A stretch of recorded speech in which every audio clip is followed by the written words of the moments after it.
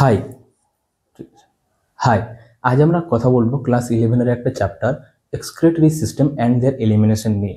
তো এই চ্যাপ্টারের প্রথমেই যেটা পয়েন্ট নিয়ে আমরা আলোচনা করতে চাই সেটা হচ্ছে এক্সক্রিশন। এক্সক্রিশন মানে কি? এক্সক্রিশন মানে আমি যেটা লিখেছি যে removal of metabolic waste product or excess product. তার মানে হচ্ছে যে বডি থেকে মেটাবলিক ওয়েস্ট প্রোডাক্ট এবং যেগুলো এক্সেস তৈরি হচ্ছে সেগুলোকে বাইরে বের করে দেওয়ার প্রসেসটার নামই হচ্ছে এক্সক্রিশন। এবার কোশ্চিন হচ্ছে যে ওয়েস্ট প্রোডাক্ট মানে এখানে লিখেছি মেটাবলিক ওয়েস্ট প্রোডাক্ট। তো মেটাবলিক ওয়েস্ট প্রোডাক্টের মানে কি? মানে হচ্ছে আমাদের সেলে যখন মেটাবলিক অ্যাক্টিভিটিগুলো হয়, কেন হয়? কারণ আমাদের বডিকে চালনা করার জন্য আলটিমেট কি দরকার? এনার্জি। সে এনার্জিটা আসে থেকে এটিপি থেকে। তো যখন এটিপি তৈরি হয়, ওই এটিপি তৈরি করার প্রসেসে যে ওয়েস্ট প্রোডাক্টটা তৈরি হয় সেটাকে আমরা একটু সিম্পলি বলি মেটাবলিক ওয়েস্ট প্রোডাক্ট। সেকেন্ডলি হচ্ছে এক্সেস প্রোডাক্ট। এক্সেস প্রোডাক্ট কিভাবে আসতে পারে? এক, আমরা কোনো একটা জিনিস খাচ্ছি, সেটার কারণে বডিতে ওই জিনিসটা এক্সেস হয়ে যাচ্ছে। সেকেন্ডলি হতে পারে কি যে না, আমাদের কোনো একটা প্রসেসের মাধ্যমে বডিতে বা মেকানিজমের মাধ্যমে সেটা এক্সেস তৈরি হচ্ছে। এই দুটো কারণে আমরা বলেছি এখানে এক্সেস প্রোডাক্ট বডিতে তৈরি হতে পারে। তো এই যে এক্সেস প্রোডাক্টটা তৈরি হলো, আর সেকেন্ডলি বললাম যে এই যে মেটাবলিক ওয়েস্ট প্রোডাক্টটা তৈরি হলো সেটাকে বাইরে আমাকে বের করতে হবে। কেন বের করতে হবে? যদি আমরা সেটাকে বাইরে বের না করি তাহলে বিভিন্ন ধরনের প্রবলেমস বডিতে তৈরি হবে। তো এই প্রসেসটাকেই বলা হচ্ছে এক্সক্রিশন। সেকেন্ডলি আমি যে বলেছি যে মেটাবলিক ওয়েস্ট প্রোডাক্ট, তো মেটাবলিক ওয়েস্ট প্রোডাক্ট বলতে কোনগুলোকে বোঝায়? ফার্স্ট যেমন হচ্ছে অ্যামোনিয়া, ইউরিয়া, ইউরিক অ্যাসিড, এগুলোকে বলা হয় মেটাবলিক ওয়েস্ট প্রোডাক্ট। ঠিক আছে। সেকেন্ডলি বলেছি এক্সেস প্রোডাক্ট, কোন জিনিসগুলো আমাদের বডিতে এক্সেস হয়ে যায় তো সেগুলোকে আমাদের বডির বাইরে বের করা দরকার। যেমন sodium ion, potassium ion, calcium ion. তো কোশ্চিন এখানে আসতে পারে যে এগুলো বডিতে যদি বেড়ে যায় তাহলে কি হতে পারে? যেমন অ্যামোনিয়া যদি বডিতে বেড়ে যায় তাহলে ওই কন্ডিশনটাকে বলে অ্যামোনিয়া ইনটক্সিকেশন। ইউরিয়া যদি বেড়ে যায় তাকে বলে ইউরেমিয়া। ইউরিক অ্যাসিড বেড়ে গেলে আরও বিভিন্ন ধরনের প্রবলেম আসতে পারে লাইক আর্থ্রাইটিস। বাকি এই যে আয়নগুলো আছে সোডিয়াম, পটাশিয়াম, ক্যালসিয়াম, এগুলো যদি বেড়ে যায় তাহলে বিভিন্ন ধরনের কন্ডিশন আসতে পারে। ঠিক আছে। তো তাই আমাদের এই সমস্ত ওয়েস্ট প্রোডাক্টগুলো বডি থেকে বাইরে বের করতে হবে। সেকেন্ডলি হচ্ছে যে আমি যে বললাম মেটাবলিক ওয়েস্ট প্রোডাক্ট, যেমন অ্যামোনিয়া, ইউরিয়া এবং ইউরিক অ্যাসিড।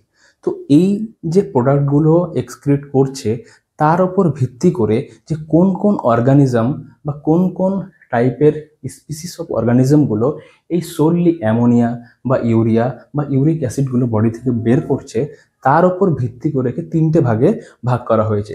ফার্স্ট হচ্ছে কি, যারা শুধুমাত্র অ্যামোনিয়া বডি থেকে এক্সক্রিট করে তাদের কি বলে? অ্যামনোটেলিক। সেকেন্ডলি যারা ইউরিয়া করে তাদেরকে বলা হয় ইউরিওটেলিক। যারা ইউরিক অ্যাসিড করে তাদেরকে বলে ইউরিকোটেলিক। এবার হচ্ছে যে অ্যামনোটেলিক যে বললাম, যারা শুধুমাত্র অ্যামোনিয়াই বডি থেকে বের করে, তো এর একটা এক্সাম্পল কি কি আসতে পারে? যারা শুধুমাত্র অ্যামোনিয়াই বডি থেকে বের করে, যেমন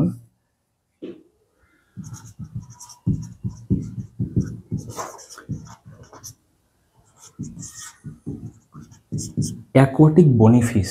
এই অ্যাকোয়াটিক বনিফিসগুলো অ্যামনোটেলিক বলা হয়। তারা শুধুমাত্র অ্যামোনিয়াকেই বডি থেকে বের করে এবং তাদের বডিতে ওয়েস্ট প্রোডাক্ট হিসেবে অ্যামোনিয়াই তৈরি হয়। তো এটা অ্যাকচুয়ালি তারা কি করে যে অসমোসিসের মাধ্যমে এটা বডি থেকে বাইরে বের করে দেয়। সেকেন্ডলি হচ্ছে ইউরিওটেলিক। তো ইউরিওটেলিক কারা? ইউরিওটেলিকের মধ্যে ফার্স্ট হচ্ছে কি, যারা টেরিস্টেরিয়াল অ্যাম্ফিবিয়ান্স।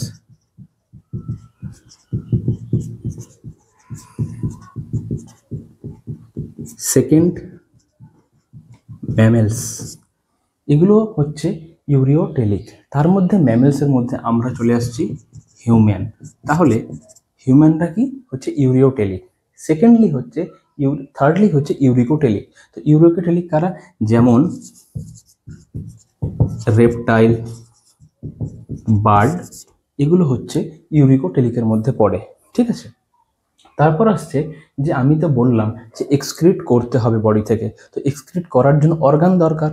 তাও এই যে যেগুলো হচ্ছে নিচু স্পিসিস, মানে হচ্ছে যারা তুলনামূলকভাবে ডেভেলপ না, তাদের এক্সক্রিটরি অর্গান এবং ডেভেলপড যারা আছে, ডেভেলপড অর্গানিজম, তাদের এক্সক্রিটরি অর্গানের মধ্যে ডিফারেন্স আছে। যেমন অ্যাজ এ এক্সাম্পল, এখানে বিভিন্ন ধরনের এক্সক্রিটরি সিস্টেমের যে অর্গানটা আছে যারা এক্সক্রিশন করে তাদের আমি নাম লিখেছি। যেমন হচ্ছে প্রোটোনেফ্রিডিয়া, এটা হচ্ছে একটা এক্সক্রিটরি অর্গান যেটা কিনা কাদের থাকে,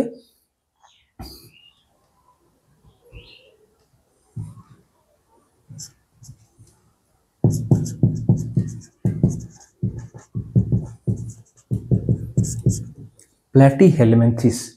প্ল্যাটিহেলমিনথিস যেমন হচ্ছে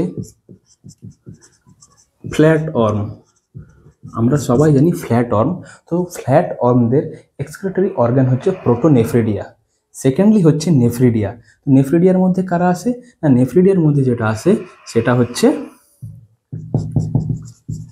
earthworm. Thirdly Malpighian tube. তো ম্যালপিজিয়ান টিউব কাদের মধ্যে হয় বা থাকে,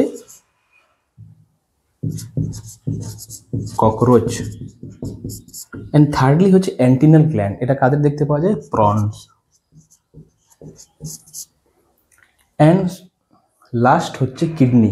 কিডনি কাদের থাকে, হিউম্যানস। তো আমি এটা পরপর লেখার এজন্যই আমি এটা বোঝাতে চেয়েছি যে যারা লোয়ার স্পিসিস অফ অর্গানিজম তাদের এক্সক্রিটরি সিস্টেমের যে অর্গান সেটা হচ্ছে কম ডেভেলপড, তার জন্য তারা সোললি কেউ কেউ অ্যামোনিয়া, কেউ কেউ ইউরিয়া, কেউ কেউ ইউরিক অ্যাসিড এগুলো এক্সক্রিট করে। কিন্তু আমাদের হিউম্যানদের ক্ষেত্রে কিডনি যেটা কিনা সব কিছু এক্সক্রিট করতে সক্ষম, যেমন হচ্ছে ammonia, urea, uric acid, different types of ion. তো আজকে এই এক্সক্রিটরি প্রোডাক্টস অ্যান্ড এলিমিনেশনের এটা হচ্ছে ইন্ট্রোডাক্টরি একটা কথাবার্তা। এরপরে আমরা ভাস্টলি আলোচনা করব এক্সক্রিটরি সিস্টেমের আরও যেসব সমস্ত জিনিসগুলো রয়েছে সেটা নিয়ে। আজকের জন্য এটুকুই। মাগি এখানে চালু